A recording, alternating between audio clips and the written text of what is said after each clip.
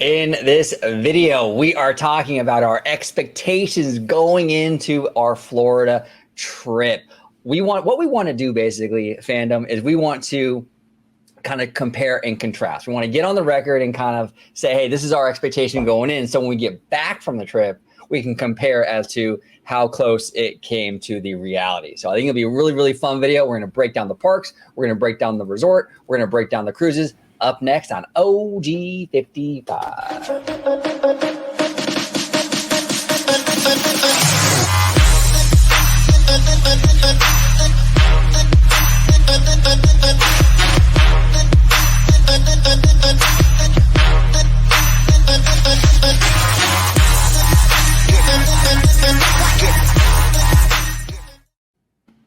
Welcome aboard the SSOG55, sailing away today. Everybody, thank you so much for joining us. We are going to have a stacked show today. So without further ado, I'm going to introduce my fantastic panel. We got Mr. Vash Guy, Dr. Dre, the fire marshal, the lawyer of all lawyers. Vash, welcome back to the show, brother. Lawyers of all lawyers, because I'm surrounded by these esteemed brothers of mine who happen to be of Italian descent. Yeah, should I be the consigliere? I believe if there that's the appropriate terminology. I don't know, but hey, I am.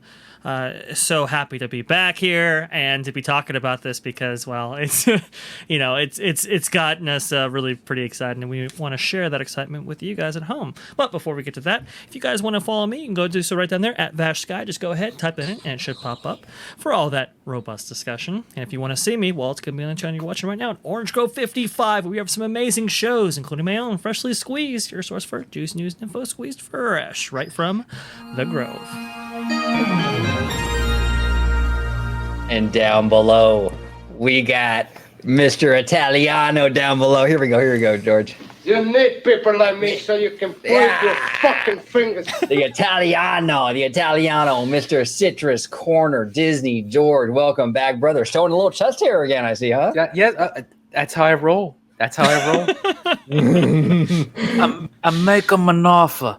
I can't refuse. Because it's all about family. And family, it's all about respect. There you go. George, if you can let everybody at home know where they can find you on social media, sir. Absolutely. You can find me on Twitter at Disney George. You can check me out of the podcast I'm part of called A Walk with Walt. And of course, you'll find me here on my home base at Orange Grove 55 with Citrus Corner with all that sweet, juicy, but sometimes sticky Disney news and info. Pay attention, it's Joe time. I think they can also find you on The Godfather under the pseudonym, what is it, Marlon Brando? Is that right? Yes. Of course. I did all his subtitles, Oh, there you go. Fantastic. All right, gentlemen. So let's kind of break this down. We'll break it down into like parks, resort, and cruises. Let's start off with resort. Why not, right? Let's start off with resort. We're staying at the Poly. So Dre, what are your expectations going in this resort? What do you like? Where's your headspace at with this? What are you expecting going into this? Well, this is interesting because we're staying at a couple of resorts during this whole thing because we're going to be gone. I mean, at least George and I, we're going to be gone for like a month. OG's going to be joining us for the majority of it for sure. But this is going to be my first time staying on property ever.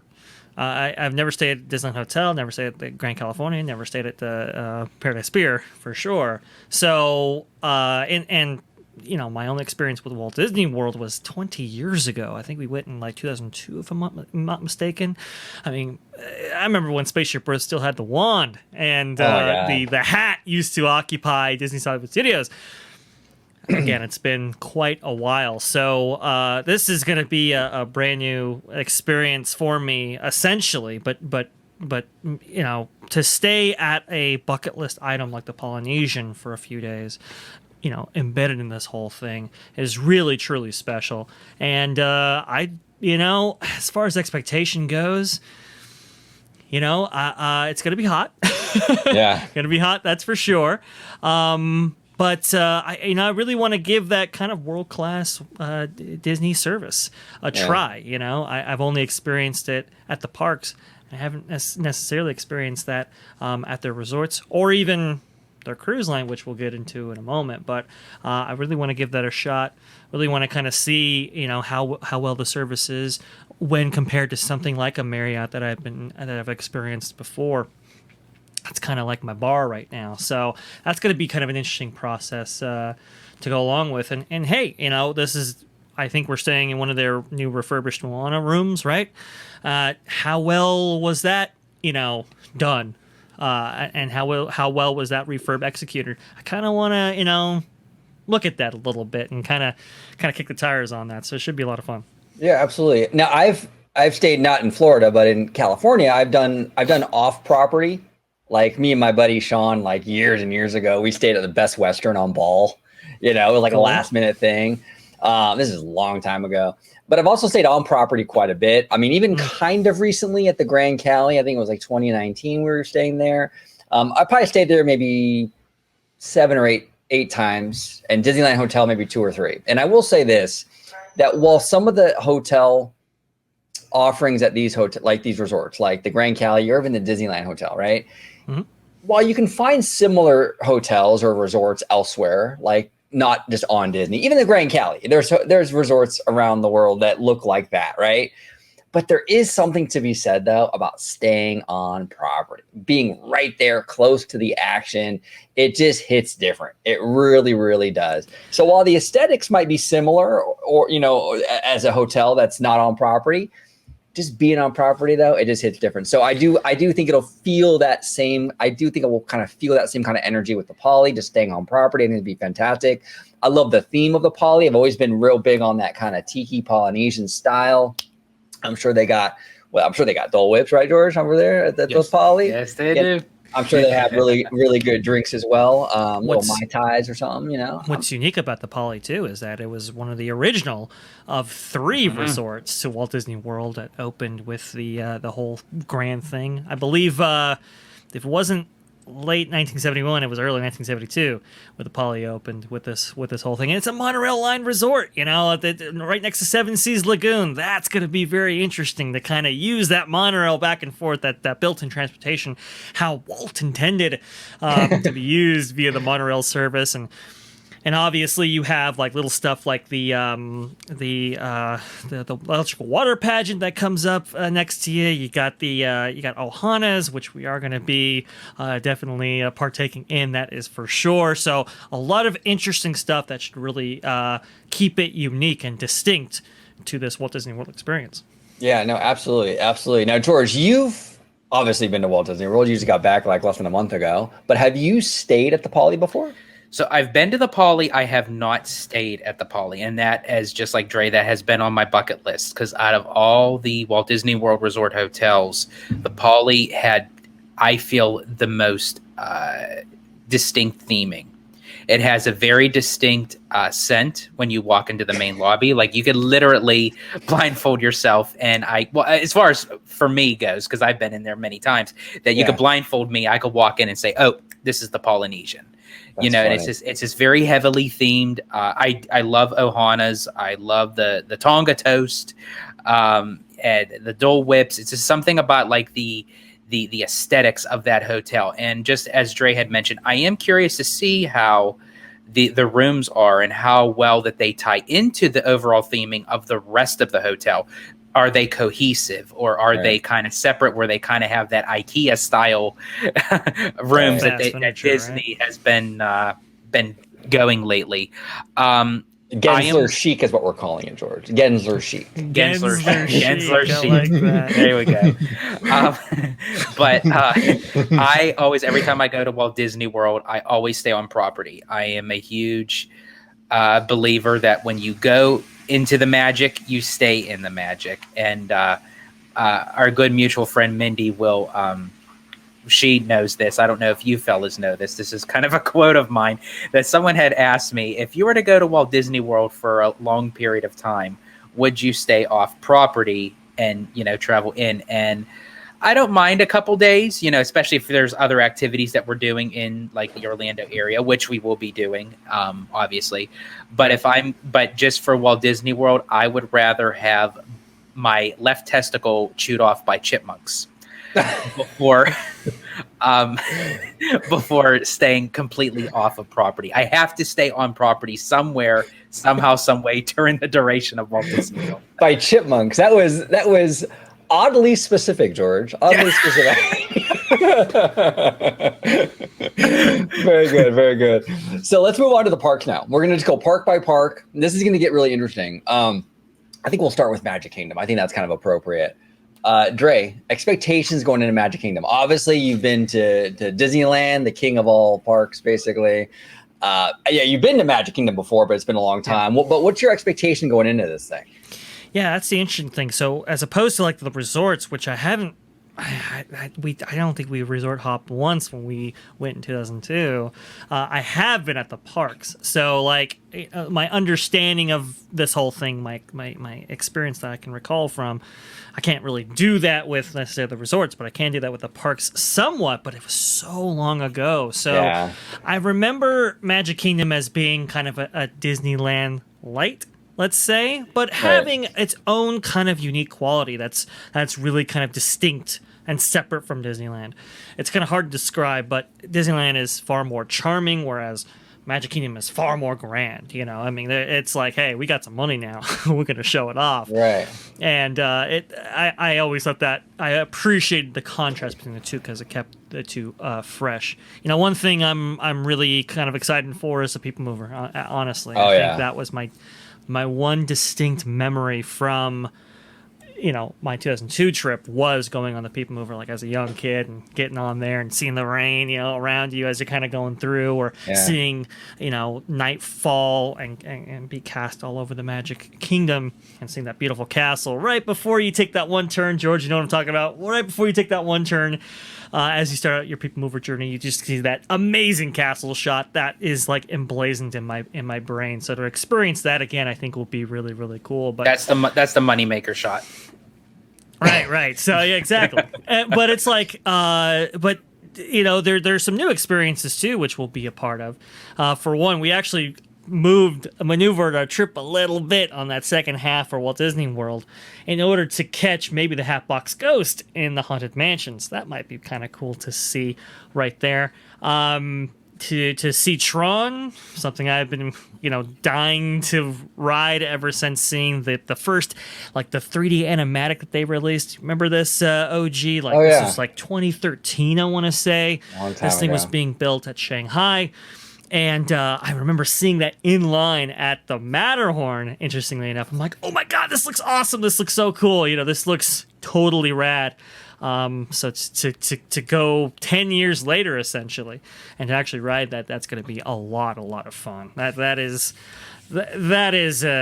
you know, all these things are definitely on my to-do list. But to see, like, you know, some other stuff like Carousel Progress, for example, right? This old attraction that Disneyland used to have for only a few short years before it was transplanted to the Magic Kingdom.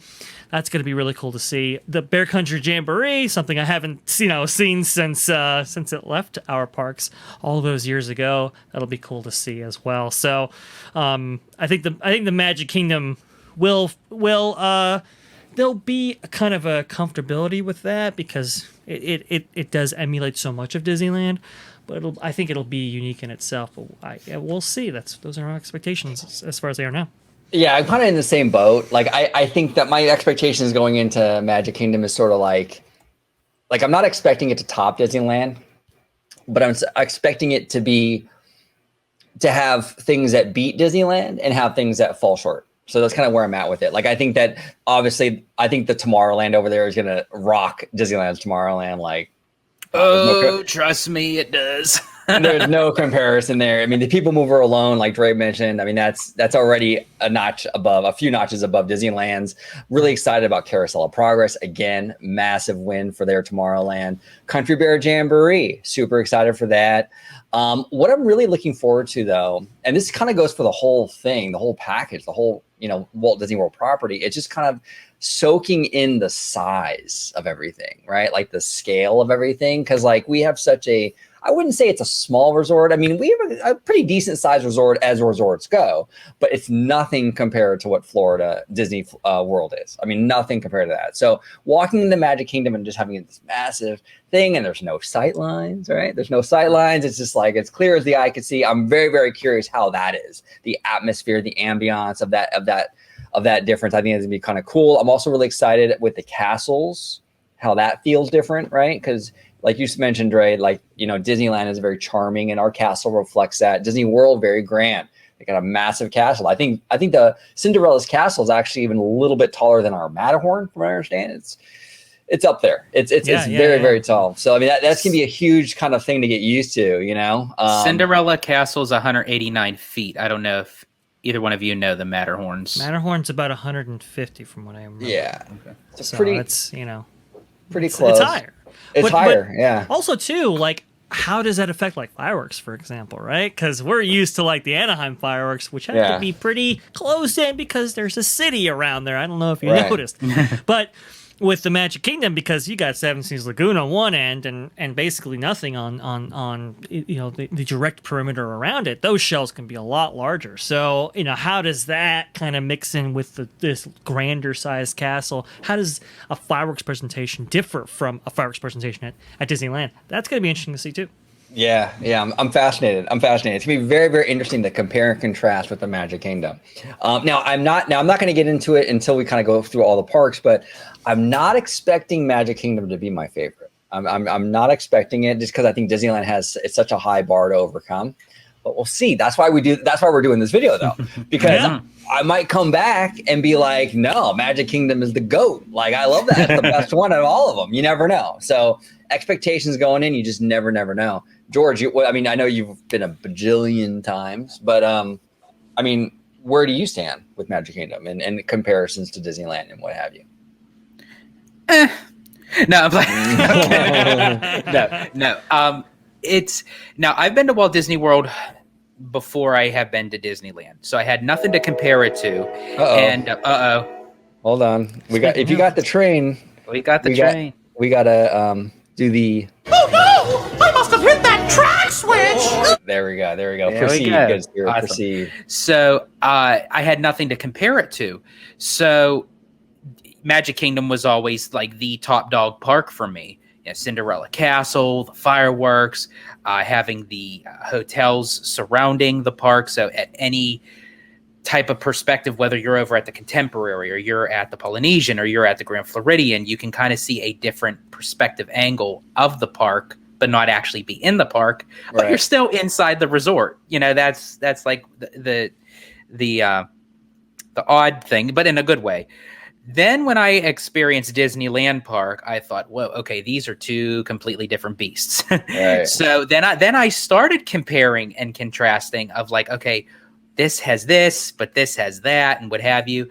I will tell you, fellas, right now, Magic Kingdom's Tomorrowland definitely trumps out Disneyland's Tomorrowland. Oh, absolutely. For sure. I'm sure. Disneyland's Fantasyland trumps out Magic Kingdom's Fantasyland. Oh yeah, I mean, obviously, I've been a fan for my whole life, but I've seen the Small World over there, like on videos and stuff. It's like it just doesn't hit the same when you don't got that fantastic Mary Blair mural and the whole thing and the Raleigh Crump stuff.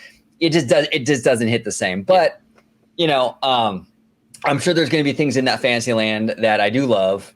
Maybe even more than Disneyland's, because you guys have that new Fantasyland section with the Seven Dwarfs Mine Train, which I'm very, very curious about. I think that looks like a really cool coaster. The thing with Disney World too is it seems like you guys have more of these sort of like mid-thrilling attractions is the best way to put them, where like they're thrilling, but they're not like, it's not like Baby Ride, but it's not the Incredicoaster. It's in the middle, and I like that. Yeah, they call that the wild but mild. There we go. There's a lot of things they call wild but mild, but in this case, we'll just stick to the.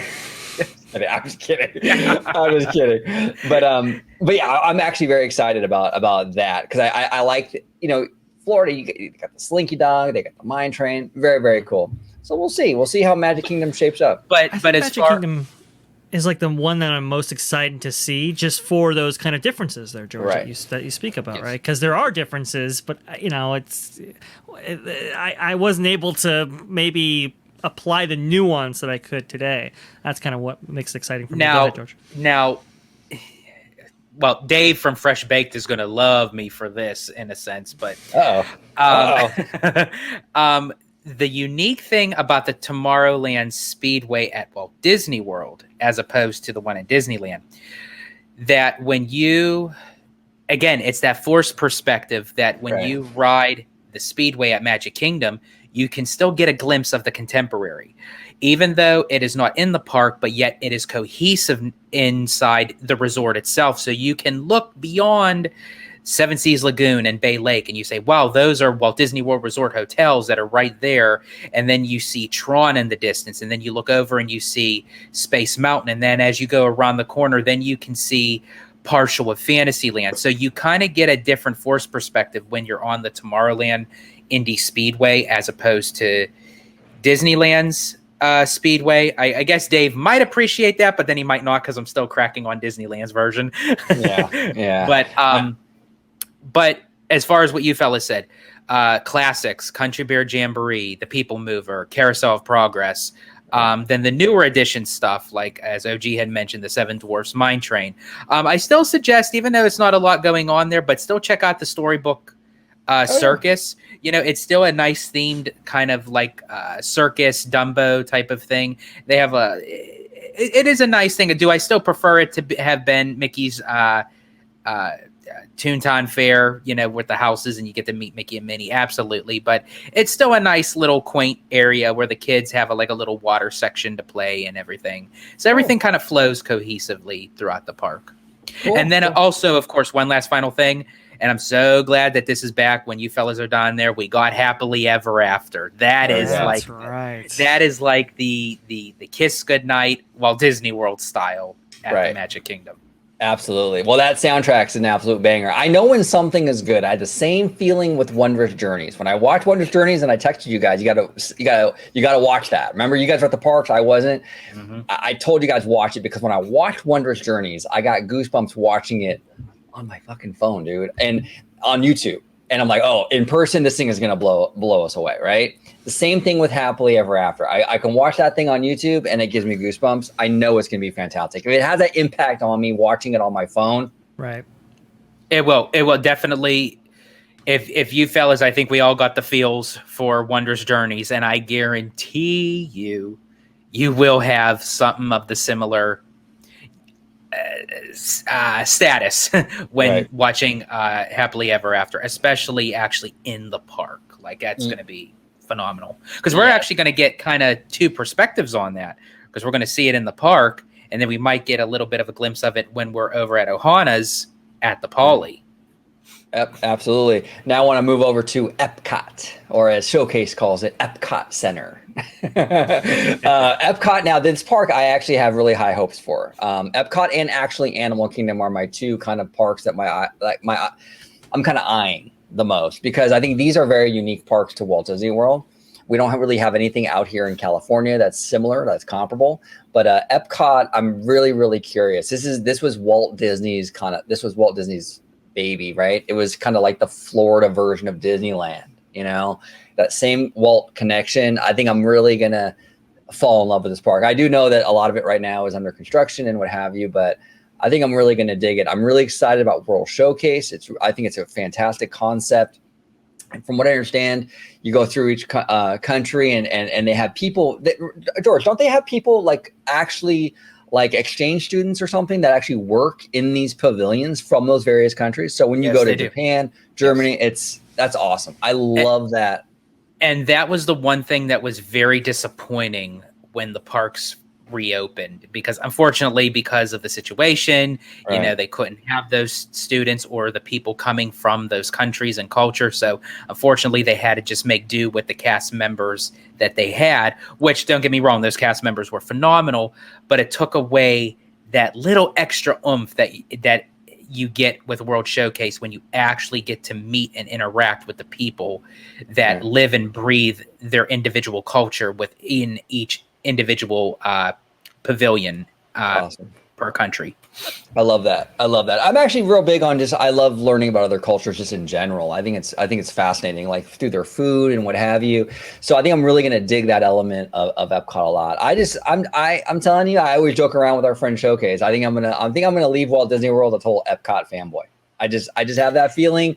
I think that's going to be my jam. But what about you, Dre? What are your expectations going into Epcot? Well, George, you were going to say something real fast. Oh, I'm sorry, George. Oh no, you're fine. I was just going to say, if I had a guess, and I'm going to put my money on it, which that's fine because I don't have too much anyway.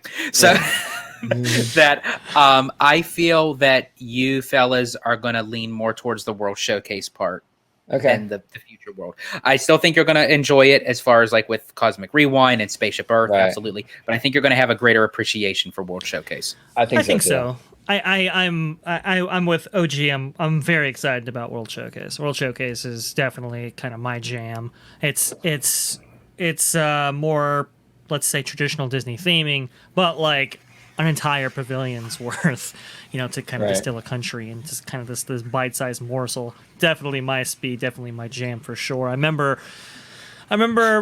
being, Future World was hot when I was a kid, and even by that point, some of the architectural designs and so forth were, they were of the era, let's say, and some of those have been spruced up, but obviously some of those are still in the process of being updated. So I don't know how I'm going to take to it at this point. There's also going to be some construction going on, so that. That might have an effect as well. Still, definitely want to see like the what is it? Is it the Celebration Cafe?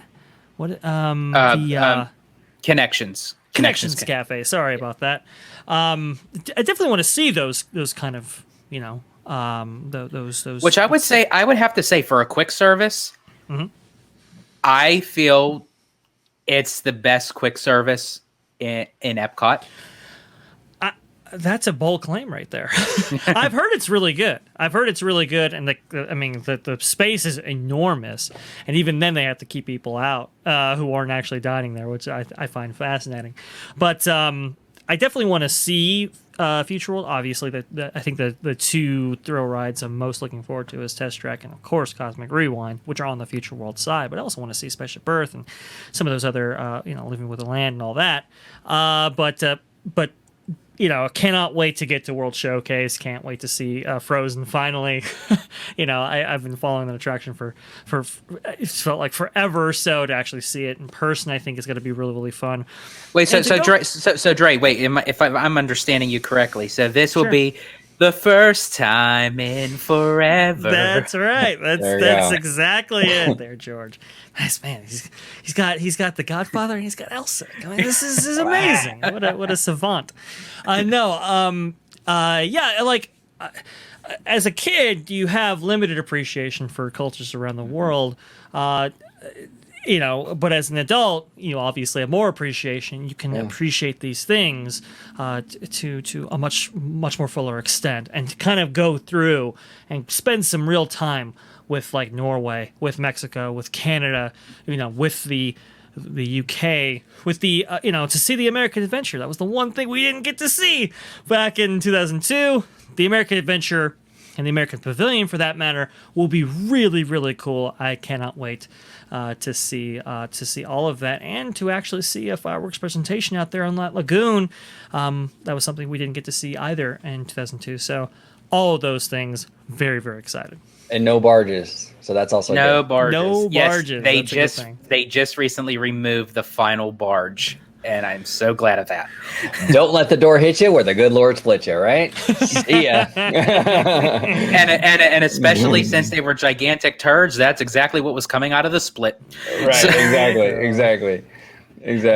But I do have to say another unique thing, part of World Showcase is you get a lot of those street performers, and actually not even just with Epcot, just a huge comparison with Walt Disney World. I must say that I feel like you both will appreciate that. I feel Disneyland lacks is the outdoor. Just if you just look around, you'll find some sort of entertainment venue, whether it's a like a mini concert or a street performer or acrobatics or drummers. Like, you will find something pretty much anywhere you turn. That's Awesome. really cool. Awesome. Now we're gonna park hop. We're gonna go to Disney's Hollywood Studios. Okay. Now this park I'm kind of expecting to be. This is interesting. I'm kind of expecting shades of DCA, but I'm actually, and I could be wrong on this, I'm expecting shades of DCA, like things that remind me of California Adventure, but I'm actually expecting it to kind of fall under California Adventure. And the only reason I say that is because I think California Adventure is a much more diverse park in what it offers. It's not just all Hollywood. You get the Grizzly Peak, you got like, you know, even like the San Francisco stuff, you know, the Cars Land stuff. Like it's a much more, there's more variety, I think, in that park than what you get at a Hollywood Studios. So I think I'm going to prefer DCA, but I'm very curious as to how I feel about this park, because in comparison to DCA, I'm very curious about the Hollywood Tower Hotel. Obviously, I heard amazing things about that. Very curious about Rock and Roller Coaster. I'm not expecting any huge opinions in regards to Galaxy's Edge. From what I understand, it's pretty much the same. Also, Toy Story Land. Very curious. I mean, going into it, I kind of think of Toy Story Land as like a Bugs Land with the roller coaster. Now we'll see if I'm wrong. We'll see. I also heard that land is pretty hot. Speaking of heat, it's very hot. It's very hot. It's the one, I think, one of the one sections of Hollywood Studios, or one section I would have to say out of all Walt Disney World, that has very to little no shade and very little to no extra seating space. Yeah. Yep, California Imagineers designing Florida stuff, right? Oh, man. That land was heavily ridiculed for the lack of shade that it had. It's increased somewhat from what I understand, but far insufficient for the conditions that lay ahead of you in Florida. So very, very interesting. As a kid, I remember really being a fan of Disney's Hollywood Studios. If Animal Kingdom didn't exist, it would absolutely be my favorite park, at least at that time when I was young, because, you know, Rock and Roller Coaster, the great movie ride, Tower of Terror, you know, how could you go wrong, you know? But obviously that's changed somewhat, I feel. This is a park in transition, for sure. And because there's so much overlap with the offerings of Disney's Hollywood Studios and the Disneyland Resort, you know, I've had conversations with George on this. OG, this is going to be the first time you're going to be hearing about them. I like, for me, I'd rather like stay the latter half of the day at the Poly rather than Disney's Hollywood Studios, because there is so much overlap, right? Yeah. And the Poly is, I think, a little bit more unique in that aspect. So, just, you know, it's a cool park, and there's a lot of great attractions, but it's like, you know, having been to Disneyland over and over and over again and experiencing many of those attractions that we'll get to experience or have the opportunity to do so at Disneyland Studios, it just makes more sense time-wise, I guess. And it feels like some of the stuff, or a lot of the stuff actually, that the overlap that you talk about, Dre, is done even better at Disneyland. Like Runaway Railway seems like it's been executed better at Disneyland. Galaxy's Edge, we have a better transition into that land than. So I feel like it's the same, but even like maybe a slightly less. I think the only thing that well, I mean, it's weird now. Tower of Terror definitely had the advantage in Florida, but now we got Mission Breakout, so it's kind of hard to compare. But what do you think, George? You've been on both. Okay. I mean, is a Tower of Terror better than Mission Breakout? I'm gonna get hate mail for this. Okay, so first off, as the park itself, after experiencing Disney California Adventure, it does have some of those qualities. I do agree with you, OG. DCA kind of has the upper hand on Hollywood Studios, because I still feel like Hollywood Studios is at an identity crisis right now. It still hasn't found its full place. A lot of people think it's DCA. I think DCA has a more better identification in a park than Hollywood Studios does right now. The one part of the park I really do appreciate, because it is the originality of the park, of how it opened back in 1989, is Sunset Boulevard with Tower of Terror and Rock and Roller Coaster. It has that 1940s old Hollywood. It is. I could literally spend half of the day just on that street alone, just in the ambiance of just like being, and you hear the music and you see the shops. It has that very quintessential classic Disney MGM Studios at the time when it opened.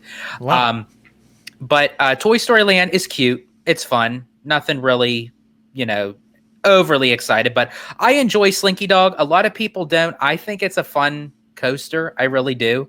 It kind of has like that little bit of edge factor because it does pick up some speed. It's very smooth. Is it wild but mild, George?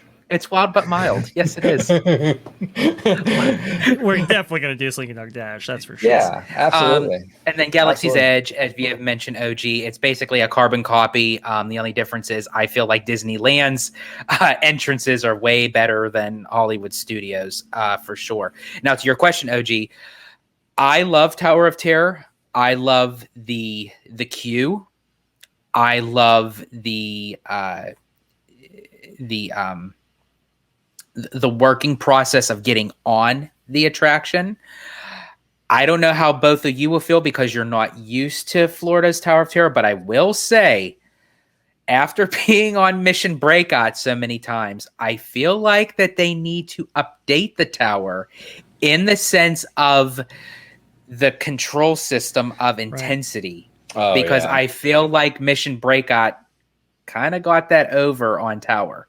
Yeah. Mission Breakout's an intense thing, dude. I got to be in the mood for that. Like it's I'm telling you, man. Like I feel like all the blood like leaves my brain on that ride. It's like it's pretty intense. Yeah, because I remember the first time we all rode it together, and I was sitting next to you, OG, and because you were at the very end, like on the side, and I'm like, "Are you okay? You good? If you need to hold my hand, it's free, just in case." We were as I say we were really close. We were slow dancing, George. 'Cause we got bodies on bodies like this a slow dance. Just like that, buddy. Just like that. It was pretty close. The fifth dimension room, I think, is what keeps Twilight Zone Tower of Terror at Disney Studios kind of like unique, right? But you might be onto something, George. I haven't experienced the intensity for a while, but I remember back in 2002, that thing was super intense. It was way more intense than DCA's version that it eventually received. Absolutely. But man, it's interesting. These things they evolve, right? The bar continuously moves upward. So that I'll have to experience myself. I didn't anticipate that, but I'll have to really take note of it when we go in just a couple of weeks. And I actually feel like Mission Breakout, the ride part, is a little bit longer than Tower of Terror. Okay.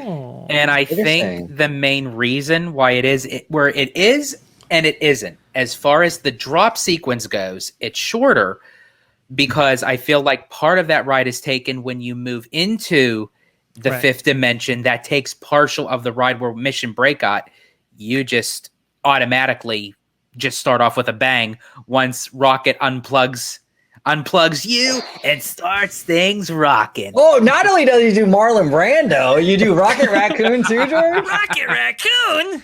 My hands don't scan. Oh, that's great. That's yours do. That's great. Now, should we park hop to Animal Kingdom right now? The last and final park. Let's do Animal Kingdom. My thoughts on this one, like I said about Epcot, this is my top. Like this is like the short list, top tier, because I think that this is something very unique, right? So sorry, OG. Before you continue, I'm just going to just throw this out before you both give your opinions. I'm going to put my money back on the table, and I could be wrong. I feel like this is going to be the park that the two of you are going to walk away with and say, out of all the Disney parks that you have been to thus far, this one is going to be the most unique. I think so, because with me, for me personally, when it comes to like what I enjoy out of a Disney park, it's not even so much the rides, like the attractions. Like I can go to Disneyland and not ride a thing. I love the atmosphere, the environment, soak all that in.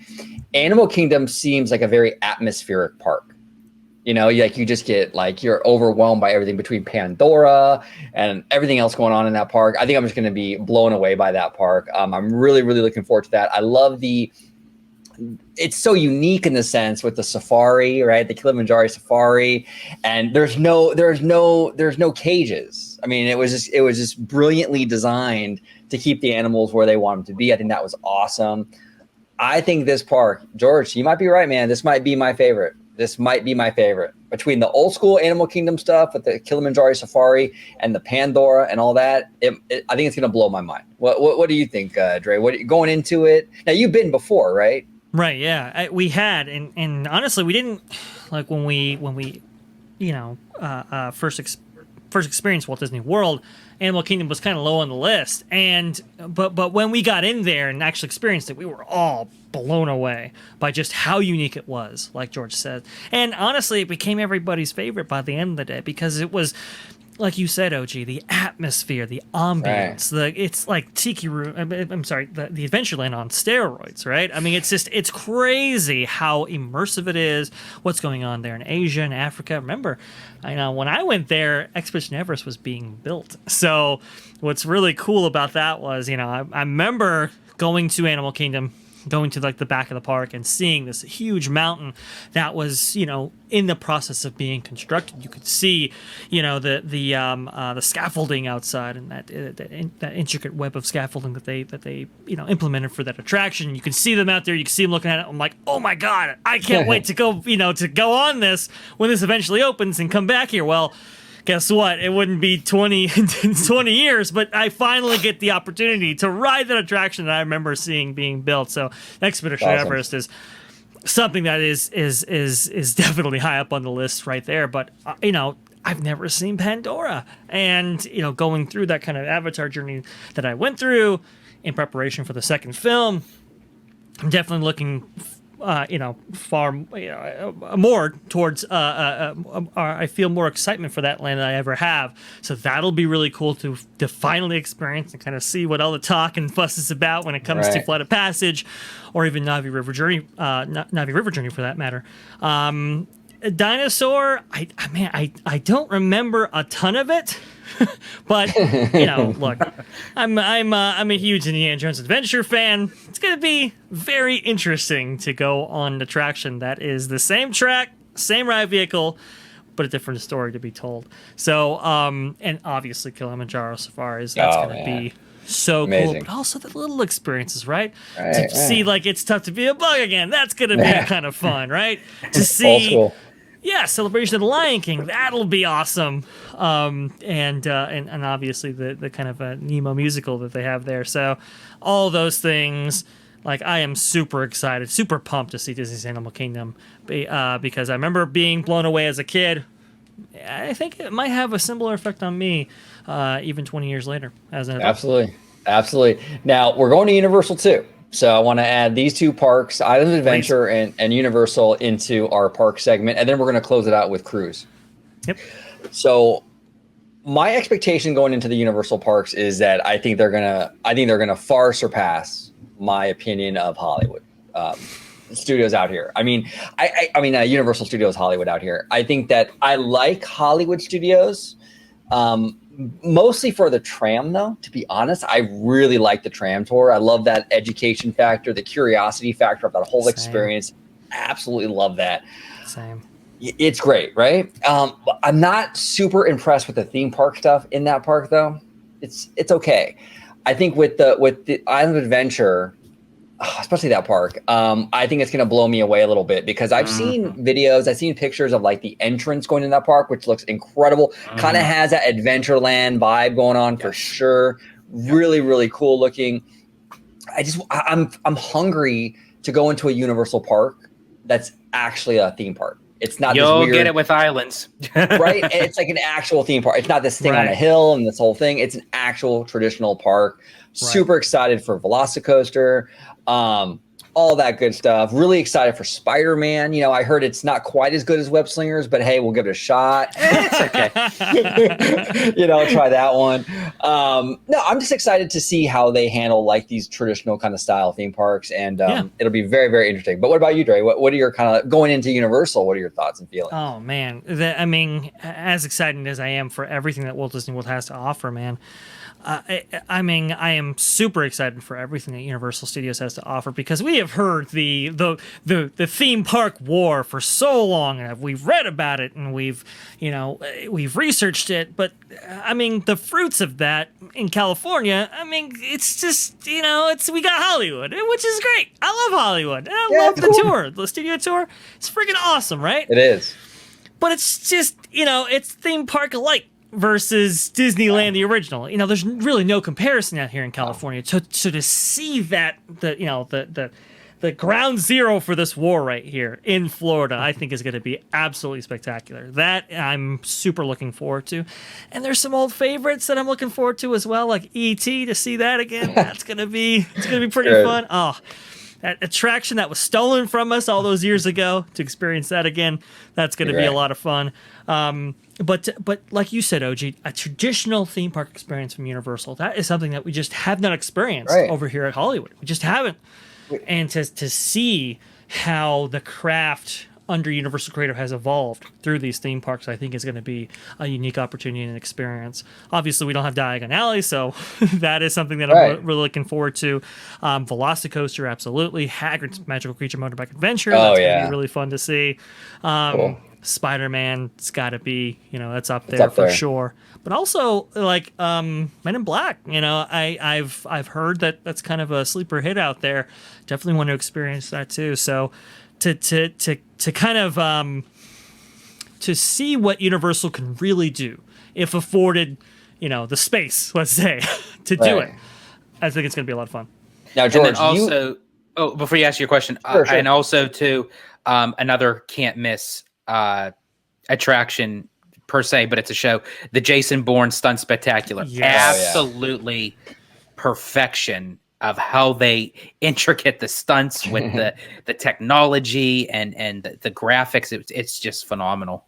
Awesome. That's awesome. Now, George, you recently went to a Universal Park for the very first time with your family. What, like 6 months ago, I think it was, or something like that? 6-7 months ago. It was last summer. Oh, last summer. Wow. Yep. Time flies. So you went for the first time last summer. Now, for you personally, like you had expectations going in, and now you experienced it. How did that match up?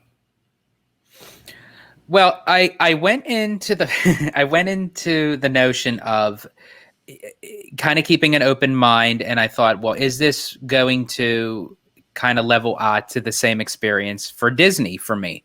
And when I walked away from it, I felt that nothing could beat Disney for me. I'll have a special place in my heart for Disney, but it gave me a greater appreciation for Universal, because after actually experiencing it, it was okay. There is still other things beyond Disney that I can still, even though it's not up to my personal feelings of how I feel towards Disney, but I could still have a whole lot of fun and be immersed in the storytelling that, quite frankly, I feel like Disney is kind of lacking right now in the creativity department that Universal can bring. So, and I mean, like, it's all about like the perspective that, you may see it one way, but you won't know until you actually try it. It's like there was a book that I read, 100 Different Ways of How to Make Love. You have to actually be careful with that, because I almost went into Traction. There was a misprint. But I mean, it's like, so it's like, until you actually do it, it's, I know it's a very bad correlation between the two, but yeah. It's funny. I give Universal a lot of shit. It's my brand. I like to poke fun, dude. But I will say I recently got, with you gentlemen, I got a pass, annual pass for Universal Hollywood out here. I think it was like in January. I think is when we got it. When we went with Wizard and you fellas.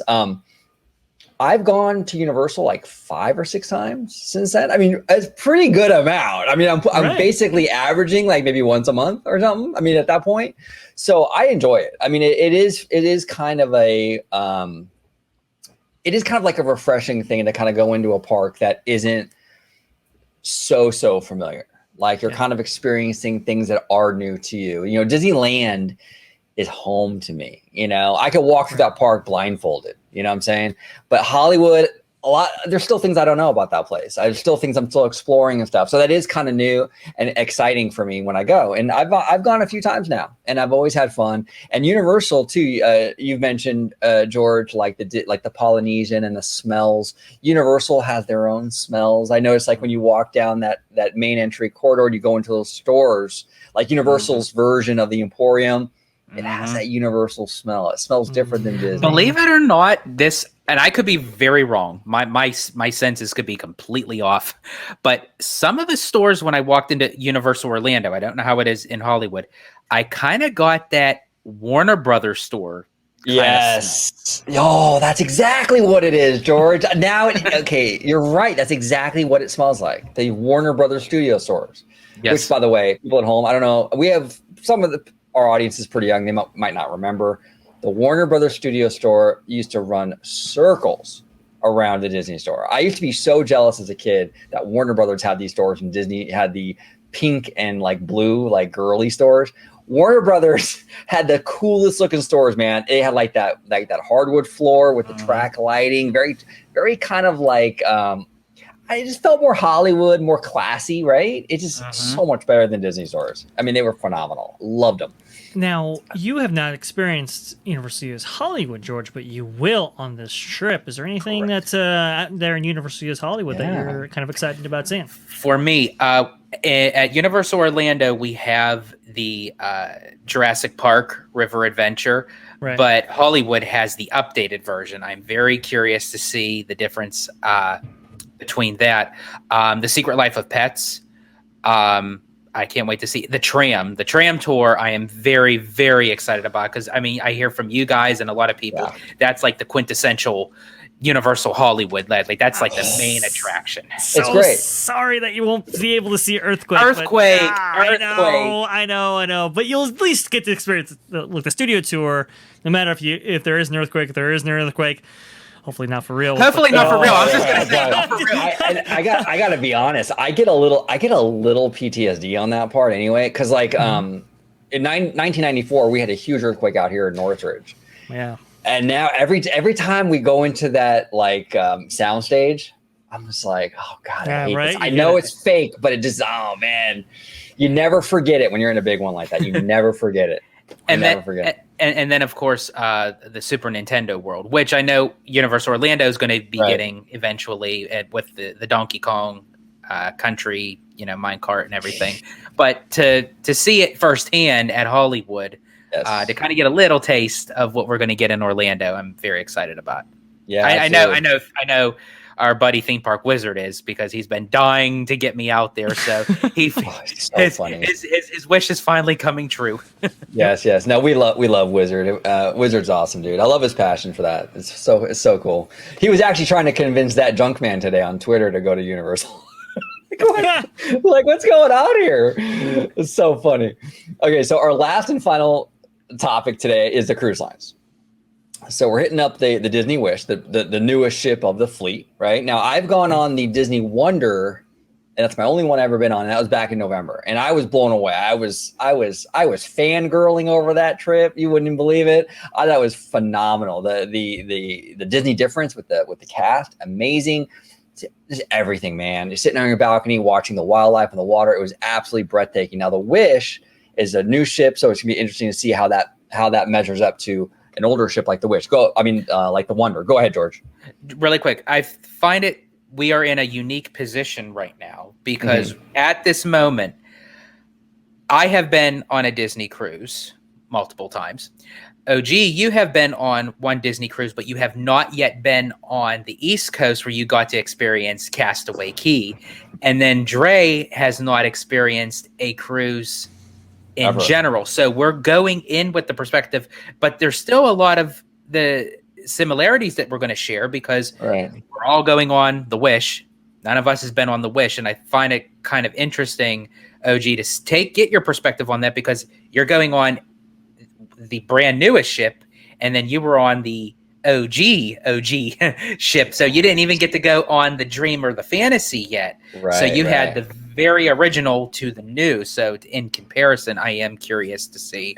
And then, of course, Dre, just his overall expectation of just a cruise ship in general. And I was actually really surprised considering how old the Wonder is. What is that, 98, I believe that one came out? Or Wonder came out in 99. The Magic came out in 98. Okay, 99. So that's a long time ago, kind of. I mean, that's a while ago. I was actually really impressed at how not outdated it looked. I mean, everything looked brand new. I mean, it looked very contemporary. Like, if you would have told me, if I had no idea, if you would have told me they built this ship 5 years ago, I would believe. I mean, it looks fantastic. Absolutely fantastic. Dre, going into this, you've heard a lot, dude. I've heard a lot, and you know, I saw that documentary on the Wish, and the construction of it on Disney Plus, right? So you know, I feel I have a pretty good understanding of the cruise product, right? But even then, like, I've never been on a cruise before ever, much less a Disney cruise. Just wasn't in the cards. Now it's gonna be happening, and that's an amazing thing. Don't get me wrong here, but you know, it's going to be interesting to see, like, from the perspective of you two, how a cruise on this new kind of Triton class ship differs from, you know, the more traditional cruise line vessels as part of the Disney fleet here, because this was a cruise liner that was designed by somebody who had never cruised before. So it's like, well, that's a very interesting thing there. And I know there are some design elements that it's like are kind of questionable, but hey, maybe from somebody who has never done it before, maybe they make sense versus somebody who has been entrenched in the cruise line kind of experience, you know, it would take to it maybe differently. So that's going to be kind of interesting to find that juxtaposition there and kind of see how that all kind of shakes out.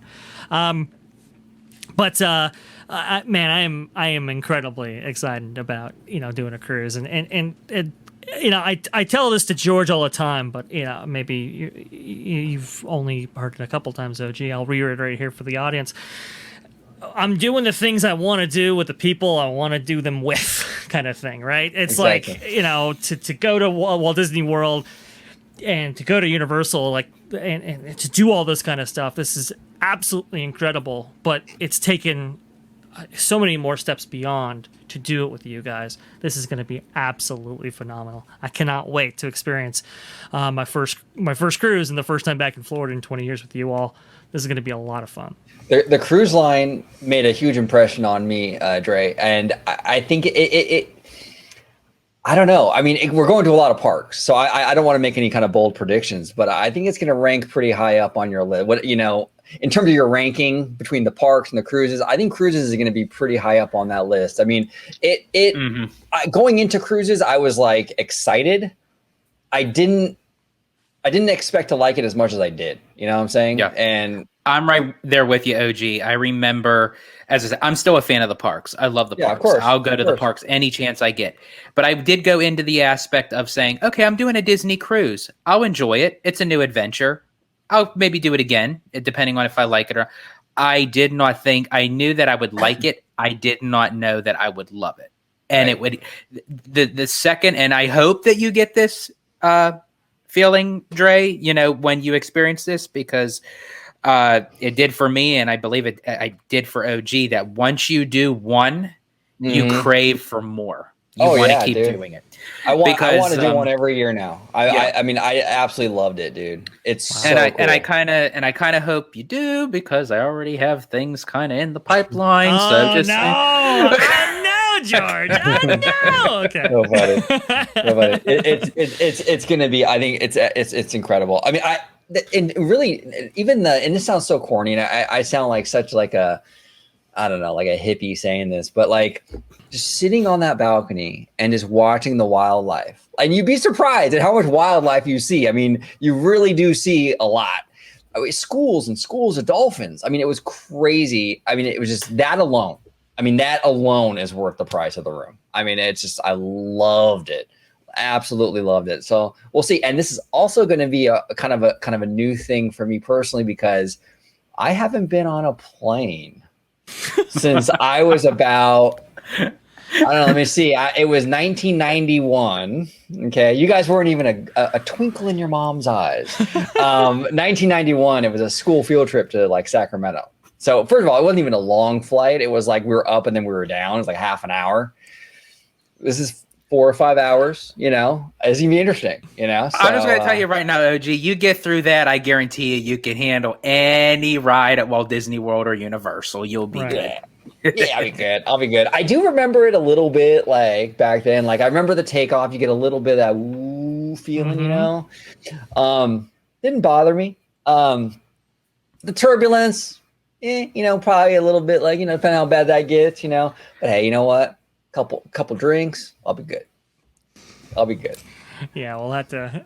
Now I have to say, I know Dre had a different experience when he took his plane over to California back in January. January. Yeah. But as far as I could say, because I'm the one that travels full cross country, You go all the time. I Yeah. have to say it's not as rocky or bumpy as that you would think. Okay. So, Cool. No, that's great. I hope it's the case, you know. And if it is bumpy, it's fine. I'm going into it expecting turbulence because it happens so often. It's a normal thing. So I joke, but I'm not going to be all freaked out. Go ahead, To Dre. elaborate for our viewers, yeah, the flight that I had to Los Angeles, man, it was turbulent the whole way through. Turbulence the whole way through. Just, you know, yeah, just the whole way through. It felt like earthquake. You know, well, okay, maybe not that bad, but you know, they canceled ring service. It's like, come on, you know. And that's what you need the most. I mean, that's I crazy. know, right? It was wild. So, we'll, you know, don't worry. We'll booze you up before you get on the plane there, OG. I'll be good. we'll booze you up. We'll get you a pillow. We'll put on Blackpink. You'll be fine. I'll be good. I'll be Exactly. good. You know? Orange Grove 55. It's the revolution. There we go. There we go. I'm so shameless, dude. It's fucking hilarious. So funny. It's great. Everybody, I want to thank you for coming on. This is actually be really, really interesting because, you know, when we come back, we can even do like a reaction video, like actually play this video and go through it and react to all of our opinions again. It's going to be so good. Very, very curious. But I want to thank you guys so much for coming on. Dre, if you could let everybody at home know where they can find you on social media, sir. The best place to find me on social media is going to be at Fast Scotch. Right down there, just go ahead, type it in, and it should pop up for all that robust discussion right there. And if you want to see me, well, it's going to be on the channel you're watching right now at Orange Grove 55. Unfortunately, not for a little bit because, well, we have to actually go on this vacation, right? But we'll have some updates for you guys. I'm sure OG will be holding down the fort here. I'm going to do some solo vids, maybe have some guests on and stuff like Wizard and things. So, yeah. Right. And, George, you know, we you know, if time allots, we still want to maybe do that earnings call because, well, it's going to be August 9th, and I'm sure that is going to be a really, really big doozy for sure. So we're bringing out some equipment in order to facilitate that. But, you know, normally you'll be able to find me on my show on the Orange Grove 55 Network, Freshly Squeezed, your source for juice, news, and info, squeezed fresh right from the Grove. Perfect. And down below, we got Mr. Marlon Brando, host of Citrus Corner. George, if you can let everybody at home know where they can find you. Or they can find you on social media, sir. Absolutely. You can find me on Twitter at Disney George, the podcast I'm part of called A Walk with Walt. And of course, you'll find me on my home base on Orange Grove 55 with Citrus Corner with all that sweet, juicy, but sometimes sticky Disney news and info. And during the time, thank you, good sir. And during the time of this recording, literally, this is the night before day one of our whole month-long extravaganza. So literally, as soon as this is done, we are getting prepped and prepared, and I am meeting this gentleman there we go, Mr. Vaskai tomorrow. And I just have to say, please follow along with us on this journey. I'm going to try to take as many photos as I can. I will be posting them online. And I guess since I have already done Marlon Brando and Rocket Raccoon, I'll leave you all with this because we are one big family here on the Orange Grove 55 channel. So Ohana means family, and family means nobody gets left behind or forgotten. Tutti my alla God. Krista! Even Stitch? You had this talent we didn't even know, George? What's going on over here, man? That's fantastic. That's fantastic. That's great stuff, man. Thank That's you all great so stuff. much for watching. Comment down below with all your opinions, your predictions, maybe for us. Like maybe predict what you think we're gonna love and not like so much. Comment down below in the comments. We would love to hear from you. And as always, have a wonderful, wonderful day. Bye-bye, everybody.